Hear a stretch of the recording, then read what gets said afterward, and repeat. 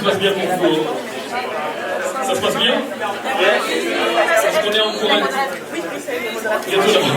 On est encouragé? Et bon, on peut reprendre place. Comme ça, on va finir la matinée tout à l'heure avec une présentation de quelqu'un qui m'est personnellement très cher. Et ici, pense à tout ce qui vient d'être dit ici, tout ce qu'on a fait, tout ce qu'on a entendu. Je dis merci à tous nos orateurs. Vous nous avez amenés quelque part avec quelque chose de bon. Oui, on peut applaudir, c'est bien.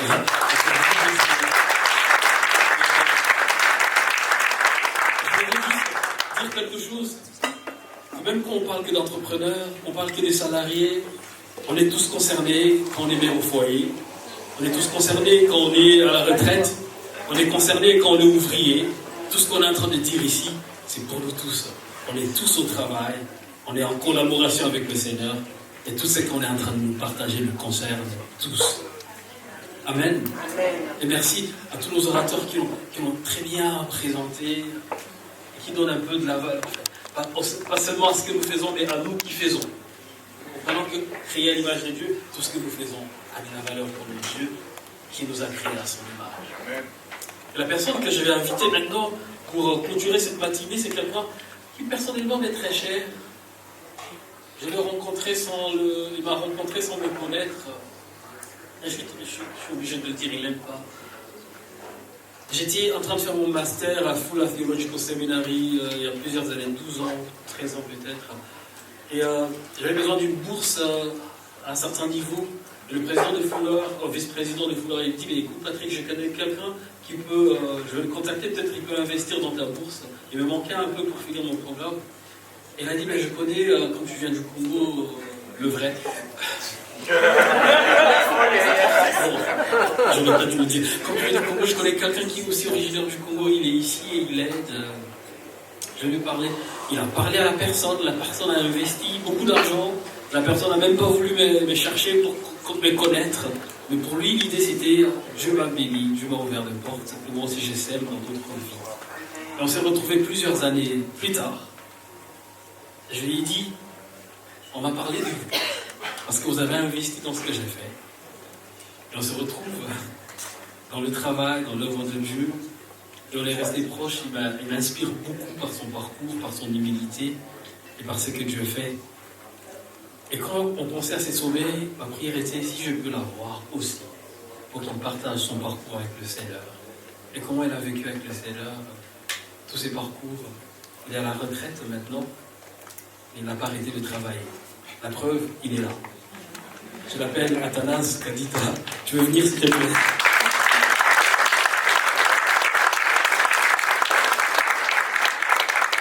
Je vous présenterai son livre plus tard. Quand je lisais un peu les praise for this book, il y a des directeurs et des acteurs de Hollywood, il y a des présidents des universités, il y a des CEO des grandes banques multinationales.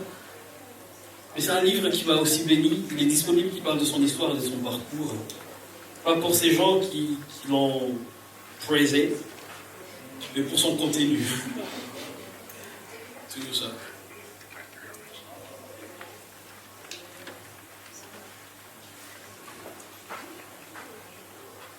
Thank you, Patrick. Merci Patrick.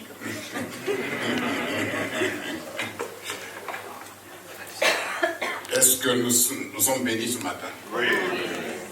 J'ai beaucoup appris. Je suis nourri spirituellement. Je suis très, très, très content de ressortir d'ici renouvelé. J'espère qu'il en est de même pour vous autres aussi. Bon, mais merci Patrick, et merci à toutes celles, à tous ceux qui ont contribué à rendre possible ce sommet foi et travail. C'est pour moi une joie profonde et un honneur de m'adresser à vous aujourd'hui dans cette magnifique ville de Paris. Ça fait des années depuis que je ne visite pas Paris. Je venais ici très souvent pour des raisons de travail et tout ça. Mais ça fait beaucoup de temps que je ne suis pas venu. Donc, partager avec vous une responsabilité sacrée. Je n'y suis pas habitué, donc vous allez m'excuser si ma présentation n'est pas telle que vous voudrez la voir. Nous ne sommes pas réunis ici par hasard. Nous sommes venus en tant que personnes appelées à représenter le roi des rois, le Seigneur des seigneurs, notre Sauveur, Rédempteur, Jésus-Christ. 2 Corinthiens 5:20 nous rappelle que nous sommes des ambassadeurs de Christ. Comme si Dieu adressait par nous son appel. Nous sommes donc les instruments de Dieu, notre Père. Cela signifie que nos lieux de travail ne sont pas simplement des bureaux, des conseils d'administration, des salles de classe, des banques, parce que je suis banquier, des usines ou des foyers. Ils sont également des champs de mission. Où que nous soyons et quelle que soit notre activité, Dieu nous appelle à le représenter dignement. Dans Matthieu 5, 14 à 16, Jésus nous propose une image que chacun peut aisément comprendre. Il dit, et quelqu'un s'est référé à ce verset ici, je crois que c'était Aristote. Vous êtes la lumière du monde, une ville située sur une montagne ne peut pas être cachée, et on n'allume pas une lampe pour la mettre sous le boisseau, mais on la met sur le chandelier, et elle éclaire tous ceux qui sont dans la maison. Et Matthieu continue, que votre lumière luise ainsi devant les hommes, afin qu'ils voient vos bonnes œuvres et qu'ils glorifient votre Père qui est dans les cieux. Permettez-moi donc de l'affirmer clairement dès le départ. Il n'est pas nécessaire d'être pasteur. J'adore mon fils Patrick, mais je ne suis pas doué comme lui pour être pasteur. Donc il n'est pas nécessaire d'être pasteur, d'être un prêtre ou ancien pour accomplir l'œuvre de Dieu. Votre bureau peut devenir un hôtel. Yes. Votre salle de réunion peut devenir un lieu de témoignage. Amen. Votre travail quotidien peut devenir un acte d'adoration. Patrick l'a exprimé avec beaucoup plus d'éloquence dans l'un de ses messages. Il a dit, le travail n'est pas seulement ce que nous faisons, mais aussi un lieu où Dieu agit à travers nous. Je vais répéter ça. Le travail n'est pas seulement ce que nous faisons, mais aussi un lieu où Dieu agit à travers nous. Quelques versets qui ont guidé ma vie professionnelle se trouvent dans Colossiens 3:17 et Colossiens 3, versets 23 à 24. Le verset 17 dit, « Et quoi que vous fassiez en parole ou en œuvre, faites tout au nom du Seigneur Jésus, en rendant par lui des actions de grâce à Dieu le Père. » Ce message est encore amplifié plus loin, dans le même chapitre, au verset 23-24. « Tout ce que vous faites, faites-le de bon cœur, comme pour le Seigneur, et non pour les hommes, sachant que vous recevrez du Seigneur l'héritage pour récompense. C'est le Seigneur Christ que vous servez. Où que nous soyons, si nous avons ça en tête, le reste, ça ne compte pas. À l'issue de ce sommet, alors que chacun de nous retournera à son lieu de travail, que le Saint-Esprit nous accorde l'audace de refléter Jésus-Christ en parole et en acte. Que la motivation profonde de notre cœur soit de plaire à Dieu par notre service et d'être une bénédiction dans la reconnaissance envers celui qui s'est donné pour nous avec sacrifice et désintéressement. Telle est ma prière. Et je crois que Aristote a été très très éloquent là-dessus aussi. Patrick m'a demandé de partager brièvement une partie de mon propre parcours. Lorsqu'on vous demande de résumer près de 80 années, je ne sais pas si vous connaissez mon âge. Bon, lorsqu'on vous demande de résumer près de 80 années de vie en quelques minutes, il convient de choisir avec discernement. Je ne chercherai donc pas à tout raconter, mais je vous en dirai tout en moins suffisamment pour montrer que la grâce de Dieu a été le fil conducteur de l'ensemble de mon trajet ici. La grâce de Dieu. Amen, amen. Très souvent, Aristote, dans sa présentation, disait « pas la grâce de Dieu, pas la grâce de Dieu ». J'aimerais que vous sachiez que c'est la grâce de Dieu. Le peu que je vais partager, observez-le, analysez-le dans ce contexte-là. La grâce de Dieu a prévalu dans ma vie. Bon, je vous en fais un sommaire. J'ai grandi dans une extrême pauvreté après avoir perdu mon père à l'âge de 3 ans. Nous avons survécu grâce aux rations des Nations Unies comme réfugiés au moment de l'indépendance du Congo en 1960. Avec une résilience et une ingéniosité remarquables, ma mère nous a élevés. Nous étions 5. Ma mère faisait de l'alcool, elle vendait ça, elle envoyait des gens au champ. Quand ils cultivaient, qu'ils rentraient, elle leur donnait de l'alcool, elle faisait de la bonne cuisine là avec un peu de poulet, ce qui était très rare. Et le lendemain, il rentrait encore travailler pour elle. Je lui dois beaucoup à ma mère. En 1967, j'ai été l'un des 7 jeunes Congolais parmi 144 écoles secondaires à recevoir une bourse pour étudier aux États-Unis. Déterminé à rentrer dans mon pays, j'ai travaillé avec une grande intensité afin d'achever mes études de premier et de deuxième cycle en 4 ans au lieu de 6 ans. Obtenant en 1971 un master en administration des affaires de Tuck School, Dartmouth College.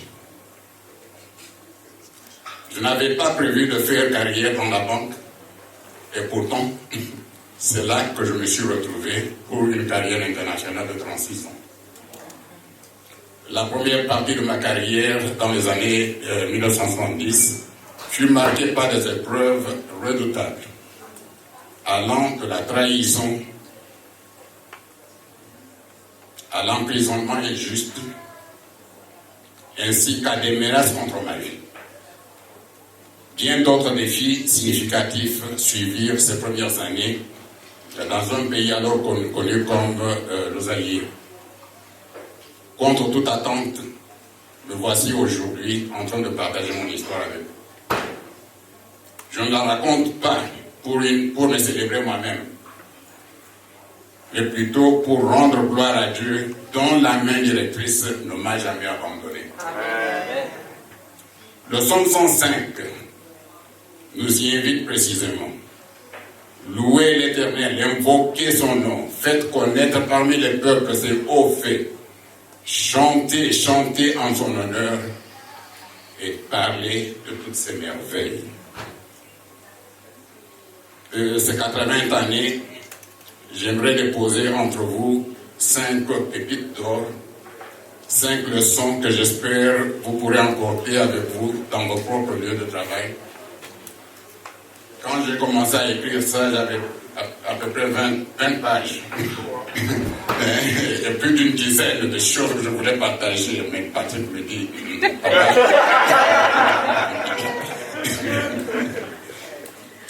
bon, la première chose, c'est la grâce de Dieu. La grâce de Dieu à moi.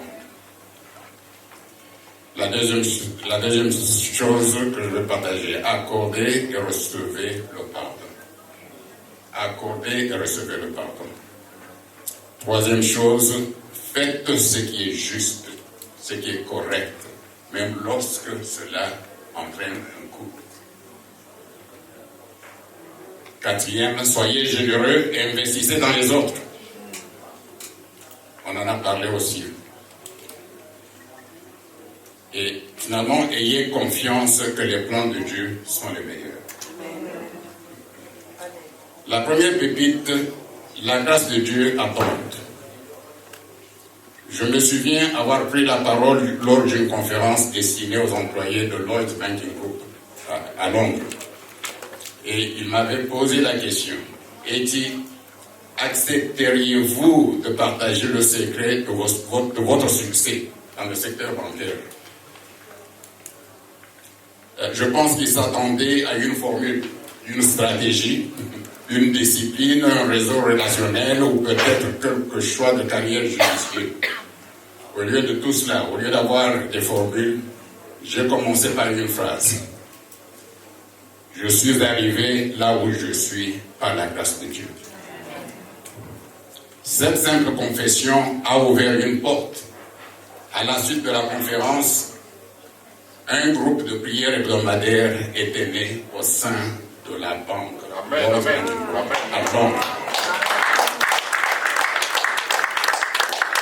La deuxième pépite, c'est le pardon. Le pardon est devenu très concret pour moi lorsqu'une personne que j'avais accompagnée et en qui j'avais placé ma confiance m'a trahi sur le plan professionnel. Plus tard, j'ai moi-même dû demander pardon après avoir parlé de manière vraiment irréfléchie à un supérieur. Les détails sont dans le Congo. Je ne veux pas y rentrer. Ainsi fonctionne le pardon. Parfois, nous devons l'accorder et parfois, nous devons le solliciter. Dans ces deux circonstances, Dieu a utilisé l'humilité et la grâce pour réparer ce que l'orgueil aurait pu détruire. Le pardon libère. Le pardon libère. La troisième pépite, elle est l'intégrité. Faire ce qui est juste signifie souvent choisir l'obéissance plutôt que les applaudissements. Et la conscience plutôt que la conformité. En tant que haut responsable des risques, j'ai parfois dû refuser des opérations lucratives ou exiger des structures plus solides, même lorsque certains collègues n'étaient pas d'accord.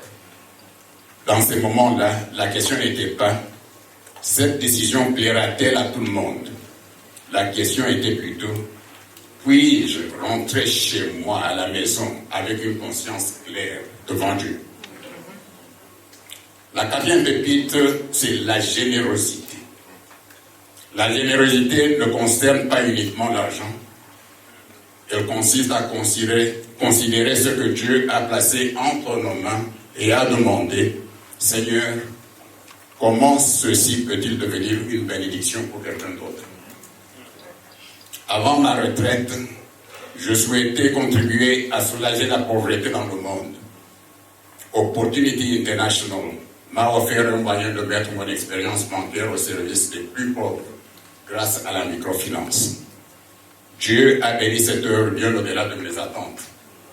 Quand mon épouse et moi, maman, tu peux te lever un peu, dire un salut un peu à la famille.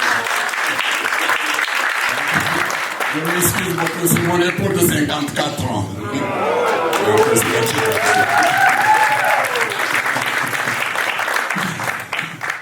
Bon, Opportunity International était introduit à mon épouse et à moi, ça c'était en 2002.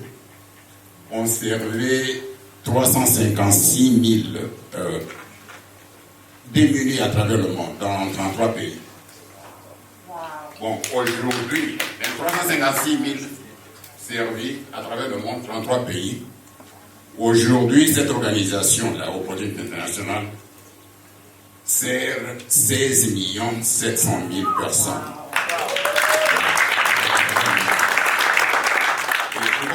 Les détails de comment je suis rentré, on m'avait demandé de prendre la position de responsable de l'organisation pour une année très difficile, 2009. Les détails sont là, mais comment Dieu a béni cette œuvre-là. Lorsque dans une année, on a pu mobiliser 44 millions de dollars.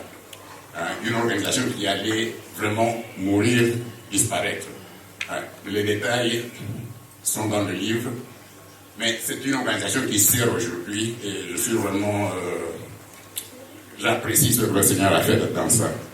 La cinquième pépite est la confiance que les plans de Dieu sont les meilleurs. Les plans de Dieu sont toujours les meilleurs. Ma vie a connu de nombreux tournants. J'avais envisagé d'étudier la médecine ou le droit au Congo, mais j'ai finalement étudié l'économie et les affaires aux États-Unis. Je pensais rentrer au Congo et épouser une personne issue de ma tribu, que Dieu m'a donné une précieuse épouse américaine. Originaire de Minnesota, ma compagne depuis 54 ans, comme je viens de le dire. Je n'avais pas prévu de faire carrière dans la banque, et pourtant, c'est là que j'ai servi pendant 36 ans. Et enfin, après 3 années passées au Kenya, mon épouse et moi espérions y demeurer ou partir aux Philippines, mais Dieu choisit le Brésil pour nous. Amen.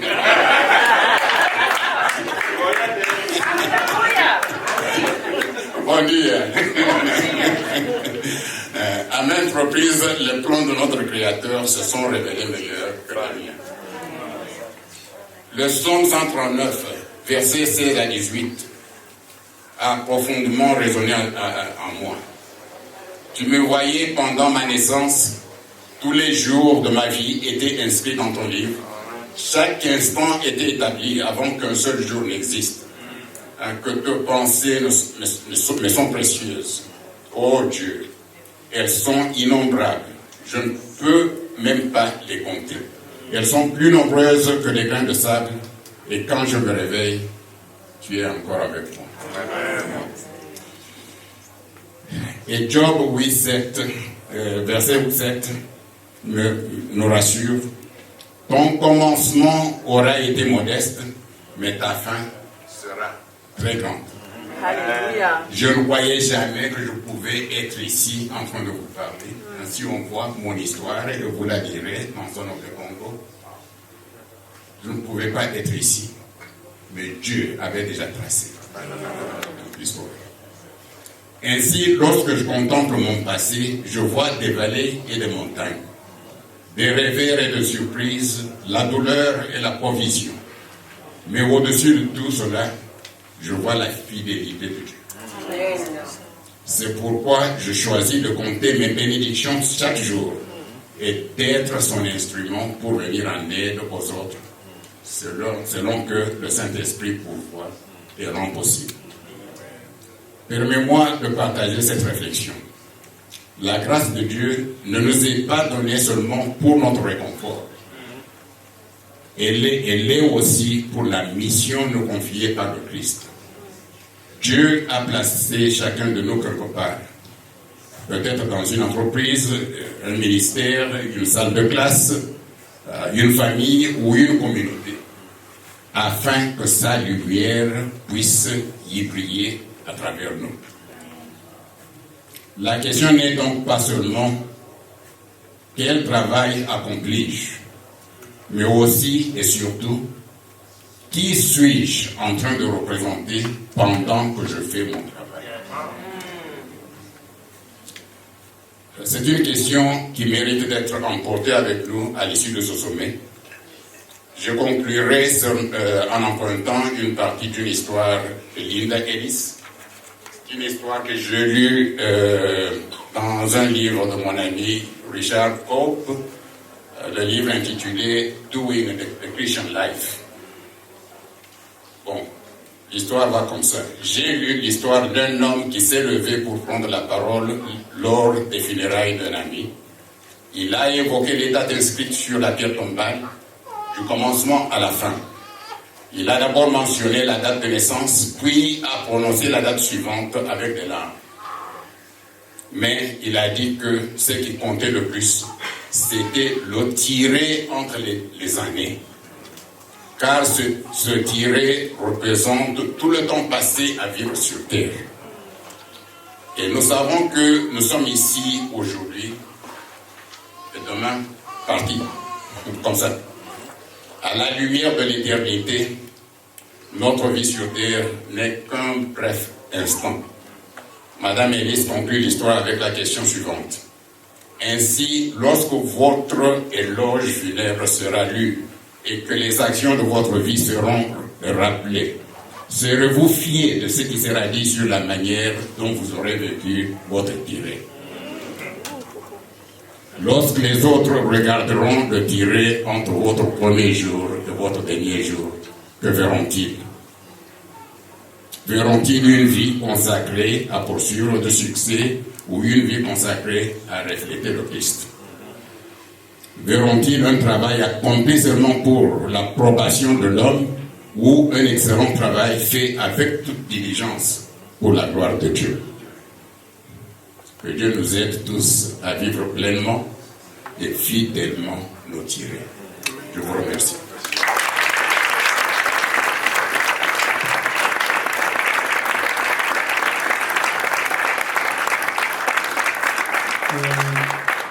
Ça n'est pas fini.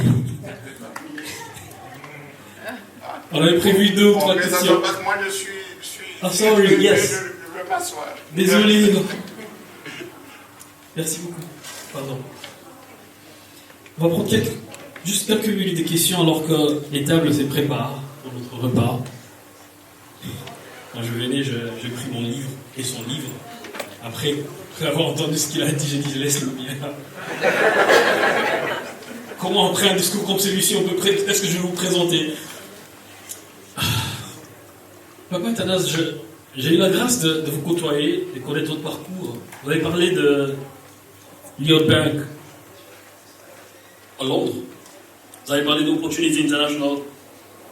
Je ne sais pas si vous savez que j'ai travaillé avec Opportunity grâce à vous. Ah, ne savais pas. Vous avez parlé de la Citibank.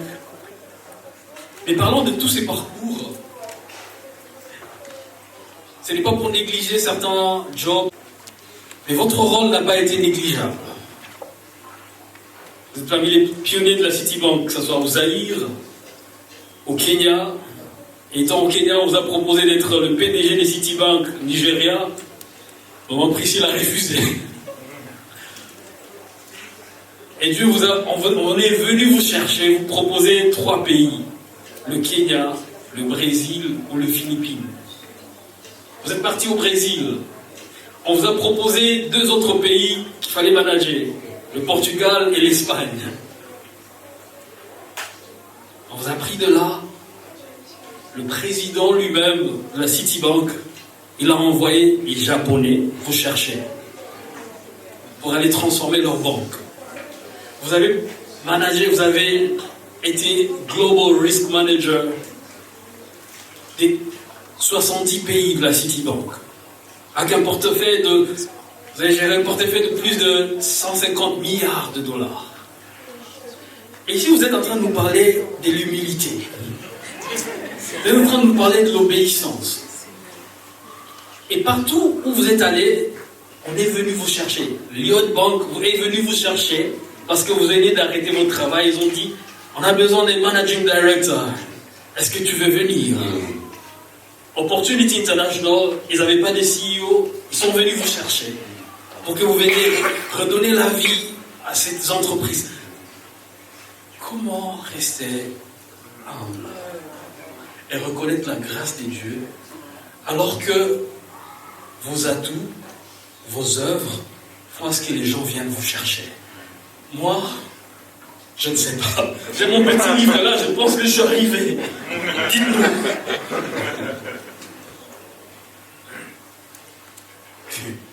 Je ne me considère pas humble. D'ailleurs, c'est une bataille que je continue à avoir, parce que l'humilité, c'est pas facile. Bon, je vous raconte une histoire. C'était l'an 1979, mois d'octobre, je me rappelle. Bon, en 1972, je fumais beaucoup. Je suis allé jusqu'à 2 paquets de cigarettes. Oui, je fumais beaucoup. Et mon épouse, ma pauvre épouse, vraiment. Et lorsque j'ai reçu Jésus comme mon sauveur en l'an 1975, l'Écriture m'a rappelé, mon cœur c'était le temple de Dieu. Et ce qu'on me demandait, c'était d'arrêter de fumer. Pourquoi est-ce que vous continuez à polluer le temple de Dieu? Alors je me suis dit, bon, je vais cesser de fumer. Et j'ai lu ce que je pouvais lire. J'ai utilisé tout un tas de trucs, tout un tas de techniques, comme on parlait de techniques. Des petites pipes là et tout ça.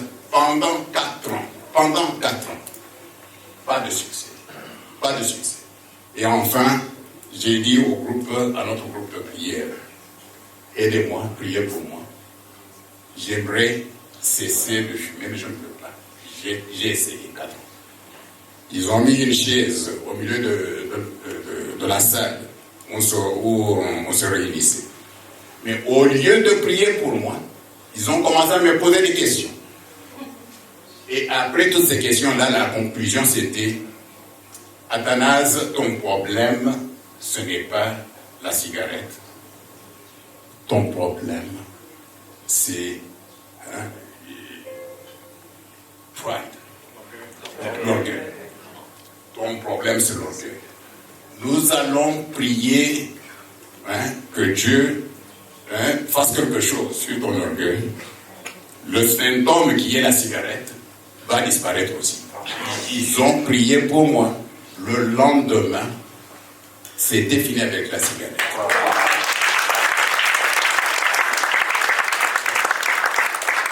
Quand tu traverses une expérience comme ça, et que l'orgueil est là comme un problème majeur dans ta vie, je dois chaque fois, me saisir, me rappeler.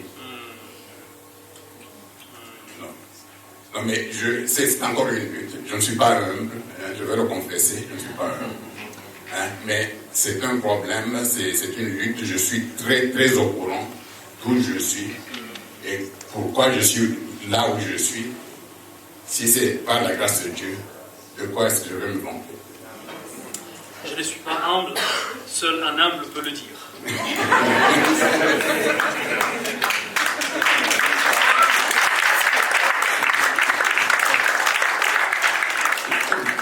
Merci beaucoup.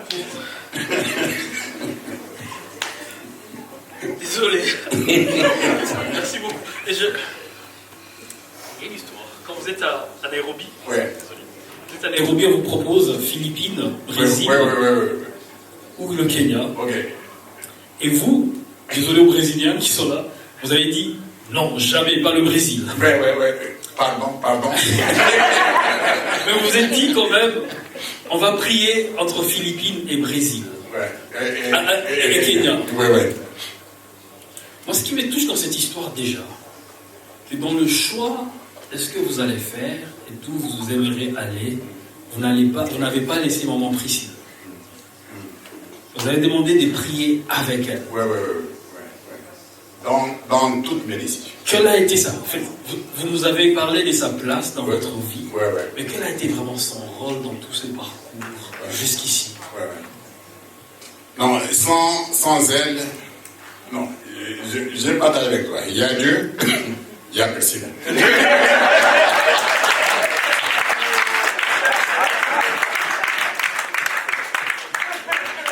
Non, il n'y a pas de décision que j'ai pu prendre sans que mon épouse soit d'accord. Et à 100%. D'ailleurs, je crois que c'est elle qui dictait certains de mes mouvements. Parce que pour moi, c'était la carrière. Mais il fallait que je la considère aussi, que je considère nos enfants, etc. Donc, j'ai refusé d'aller en Arabie Saoudite. C'était une position très très bien. Et j'ai refusé d'aller au Japon. C'était une position très très bien. Le Nigeria, comme tu l'as dit, c'était très très bien. Bon, le Brésil, pour que mes amis du Brésil comprennent la décision là de dire pas le Brésil. Nous avions visité le Brésil en an 1984 et Rio de Janeiro. Ce qu'on a observé sur la télé et tout ça, on a dit non, on ne peut pas venir avec nos enfants ici, c'est pas un milieu qui est bon pour nos enfants. Et pour cette raison-là, on s'était dit non, pas le Brésil, on va rester au Kenya, bien, on va aller au Philippines. Et on a dit bon, Seigneur, est-ce que vous pouvez nous dire, c'est les Philippines ou bien c'est le Kenya? Et on a prié. Et je lui ai dit, tu ne me dis pas ce qu'il te dit, et moi je ne vais pas te dire ce qu'il me dit. Pendant 2 semaines, on a prié, rien. On a dit non, peut-être si on fait un fast, un jeûne, mais ça va aller. On a fait un jeûne, c'était pas 3 jours. Non, rien.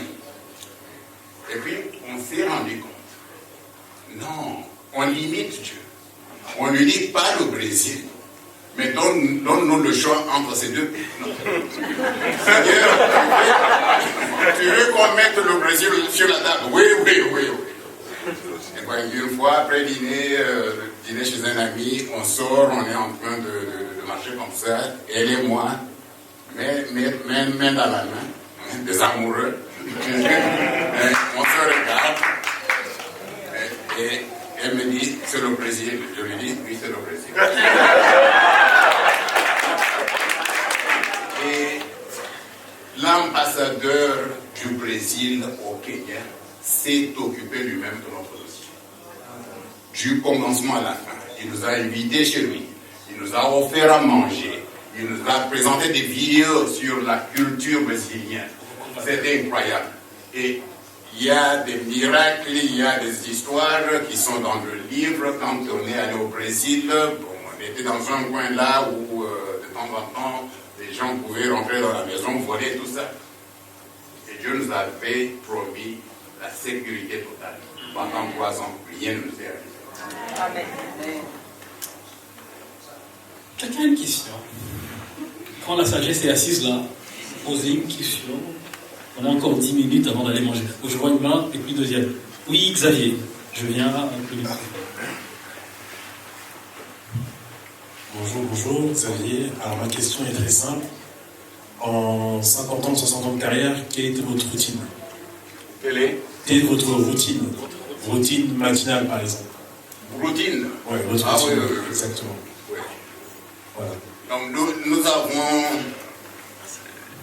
cette version de Bible qu'on appelle YouVersion. Tu comprends? Bon, là, j'ai une lutte là contre moi-même. Je ne veux pas rater un seul jour. Et en me préparant pour cette session, j'avais 124 jours sans arrêter d'y être. Mais j'ai raté, je dois recommencer. Je te pardonne.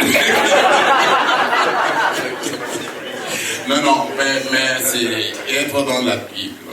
Être dans la Bible et de temps en temps prier avec mon épouse. Il y a tellement de choses qui arrivent dans ce monde. Et on doit être dans la prière, que ce soit pour des gens que nous connaissons, qui peuvent avoir des difficultés, des problèmes. J'ai une très grande famille. De mon père, on est à plus de 300 personnes. Et moi, je suis le plus vieux maintenant de ma famille.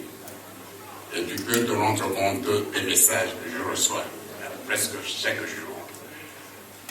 À part la prière, c'est faire de sorte que je puisse répondre à certains de ces messages. Bon, il y a ça, mais il y a aussi la communauté où nous vivons. Nous avons un groupe de zones de prière. Chaque mercredi, on se met ensemble. Quand je peux diriger, je dirige. Quand je ne peux pas, je ne peux pas. Mais ce sont certains des routines. Mais je crois qu'à partir d'octobre 2024, j'ai décidé de rentrer dans le conseil d'administration d'une banque au pays, Equity, non commercial du Congo. J'étais d'ailleurs élu président du conseil depuis le mois de mai. Et cela va beaucoup demander, mais la prière, la Bible, YouVersion que j'utilise, c'est la routine quotidienne. Merci beaucoup. J'ai un ami, John Rayner, il a newsletter journalier sur LinkedIn. Il écrit sur Word Before Work, la parole de Dieu avant le travail. Et c'est très bien. Donc si vous pouvez le lire, vous pouvez le trouver là-bas. Merci beaucoup pour la routine. Je vais voir frère Raoul, et puis je finis avec vous et on va manger. Ah, il y a une question. Merci, Papa Tanas, marqué d'avoir le respect de ce que vous nous partagez. Les expériences de vie sont pour nous les meilleures de prédication, parce qu'on n'est pas simplement dans la pratique, mais dans le vécu. Je suis toujours surpris parce que pour nous, le monde de la banque, des finances, pour nous aujourd'hui, on a une image, la City, c'est l'intérêt, le profit, qui t'a piétiné les autres, la corruption. Et dans ce monde-là, comment vous avez pu survivre en gardant l'intégrité, en gardant toujours les valeurs chrétiennes, comment vous avez pu vous débrouiller avec voilà, tout ce monde-là qui est vraiment un monde qui n'est pas le monde de l'évangile. Ce ne sont pas les valeurs de l'évangile. C'est intéressant de savoir un peu. Non, merci beaucoup pour la question. C'est très intéressant parce que les gens qui ont acheté le livre, qui l'ont lu, parmi lesquels il y a des gens qui ont travaillé avec moi. Et je ne savais pas, je vais vous donner un exemple. Quelqu'un qui a travaillé avec moi quand j'étais à Madrid. On était ensemble pendant 8 ans. C'est un juif. Et quand il a lu le livre, il m'a fait 2 pages, me donnant ses impressions sur le livre. Bon, parmi lesquelles il me dit, j'ai toujours su que vous étiez fidèle à Christ lorsqu'on était ensemble.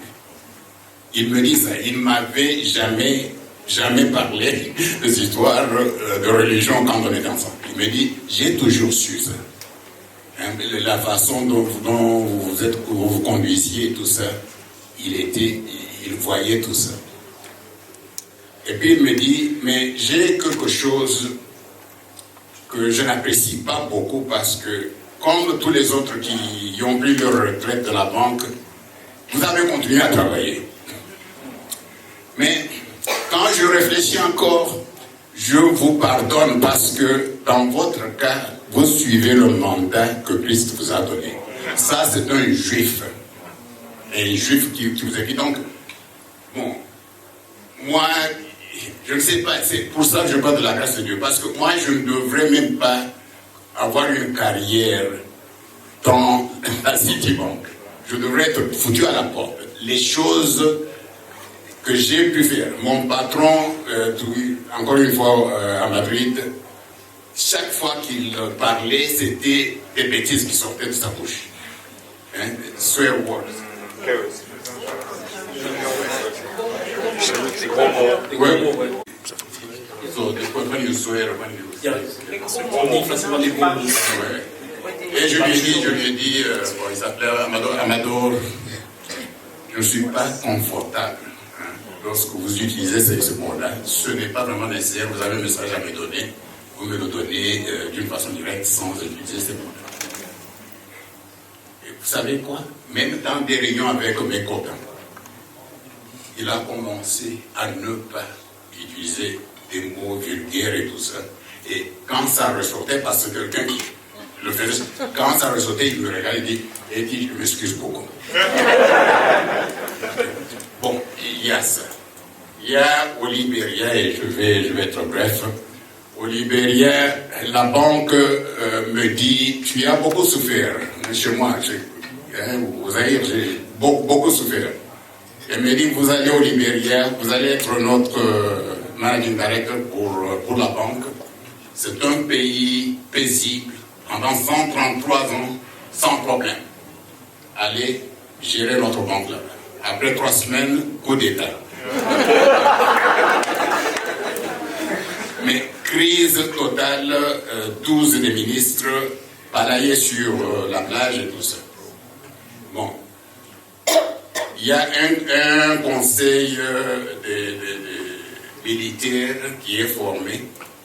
L'un des capitaines vient à mon bureau avec 4 soldats armés. Il me dit, voilà, Monsieur le Président, votre banque a foutu à la porte mon cousin sans raison. Sans raison. Vous devez nous compenser. Je dis, je vais rechercher un peu et je vous informe. Il repart avec ses soldats. Je recherche, je trouve que son cousin avait volé $6,000. Il y avait toutes les épreuves. Il rentre, je lui montre ça. Il me dit non, Monsieur le Président, vous ne comprenez pas. Vous allez compenser mon cousin. Et puis il m'amène une lettre. Il me donne le chiffre de la compensation. Il me dit $86,000, vous devez payer mon cousin. Et si vous ne le faites pas, à 10h lundi, vous allez regretter cette décision. J'appelle New York. C'est comme un vendredi, j'appelle New York, je dis voilà, ça c'est la situation. New York me dit, nous ne voulons pas mettre en danger votre vie ou la vie de nos employés payés. Je fais un chèque bancaire de 86 000 $, je mets dans le tiroir. Mais ma conscience n'est pas en paix. J'avais l'autorisation de la maison mère. Ma conscience ne me laissait pas tranquille. Je me suis dit non, je ne peux pas payer. J'ai appelé les autres dirigeants de la banque. Je leur ai dit, si on me force de payer ce montant, je ferme la City au Libéria. Je n'avais pas ce pouvoir-là. J'ai dit, je ferme la City. Est-ce que vous allez m'appuyer? Il y avait 4 banques étrangères. Les dirigeants de ces banques-là me disent, nous allons aussi fermer. Alors je prends le téléphone, j'appelle le ministre des Finances, j'appelle le gouverneur de la Banque centrale, Banque nationale, j'appelle le ministre de Planning, j'appelle le ministre des Affaires présidentielles. Je les connaissais tous parce que j'ai essayé d'aider un peu le Libérien après cette crise-là, de remonter un peu. Et je leur ai dit, je vais fermer la banque. Voilà ce que vos dirigeants font. Ils disent, non, ne le faites pas, nous allons parler avec le président de la République, Samuel Kanyento. Et le président de la République du Libéria qui dit, non, dites au président de la City de venir me voir le samedi matin. Je ne pouvais pas aller le voir seul, j'amène 2 ou 3 autres dirigeants de banque qui vont avec moi. On est là à 9h comme prévu. Jusqu'à 12h, pas de rencontre avec le président. Quelqu'un qui sait qu'il dit qu'il est occupé. Mais paraît-il, il était occupé avec une de ses concubines, je ne sais pas qui, et il ne le voit pas. Mais tu peux te rendre compte, je rentre à la maison. Il n'y a pas de solution. Elle est enceinte. De 5 mois, c'était 5 mois. Elle est enceinte de 5 mois. Je ne sais pas ce qui va arriver. Et le lundi, je me rends au service. Ma secrétaire me dit, M. Chibaka, il y a eu des annonces sur la radio hier soir. Est-ce que vous n'avez pas suivi? Non, je n'ai pas suivi. Donc, le président de la République vous demande d'aller voir le ministre du Travail. Le ministre du Travail qui était aussi un lieutenant dans la rue. Je dis, ah, bon, voilà, il va me prendre. J'amène encore 2 dirigeants des autres banques, on y va ensemble. Et le ministre qui s'excuse beaucoup. Voilà, le président s'excuse, il ne peut pas vous faire venir la banque, etc.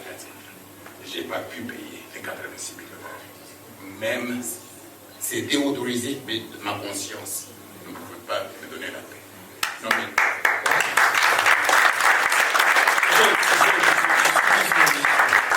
Ma soeur, je suis désolé. Ok, je prends la soeur. Je reprends le regard. Merci beaucoup. Mbote Navino, Papa Tifal. J'ai eu l'occasion de voyager aussi autour du monde plusieurs fois. Donc votre témoignage a résonné dans le sens où effectivement vous aviez été guidé vous-même par votre foi, au travers de votre vie de piété, vous avez prié, vous avez pris des décisions selon ça. Et donc ça a fait écho par rapport à ça. Je reviens d'un voyage missionnaire de 3 ans, sans argent, sans fonds, juste vraiment par la foi. Et d'ailleurs mon pseudo c'est la voyageuse. Si je reviens sur votre point clé, le 4e, qui est investir dans les autres, et je fais également référence à Aristote qui avait pris la parole sur le fait de nous aider à créer également des institutions en tant que chrétiens. Ma question est, est-ce que vous continuez d'investir dans les autres ou de mentorer d'autres personnes, ou si vous ne le faites pas, parce que j'ai cru comprendre que vous avez un emploi du temps de ministre, est-ce que vous connaissez d'autres personnes qui justement peuvent aider des chrétiennes tels que moi à aller plus loin dans des missions, parce qu'aujourd'hui je suis engagée dans la mission digitale, je forme d'autres chrétiens à pouvoir porter l'évangile sur notamment les réseaux sociaux. Et donc la question c'est voilà, savoir si vous mentorez ou si vous connaissez des personnes qui mentorent des personnes telles que moi. Merci.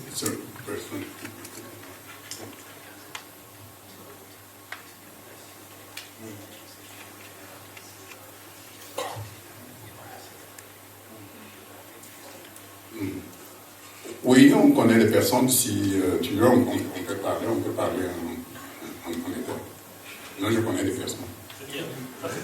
Merci. Ne demandez pas plus. Merci. On est là jusqu'au soir, donc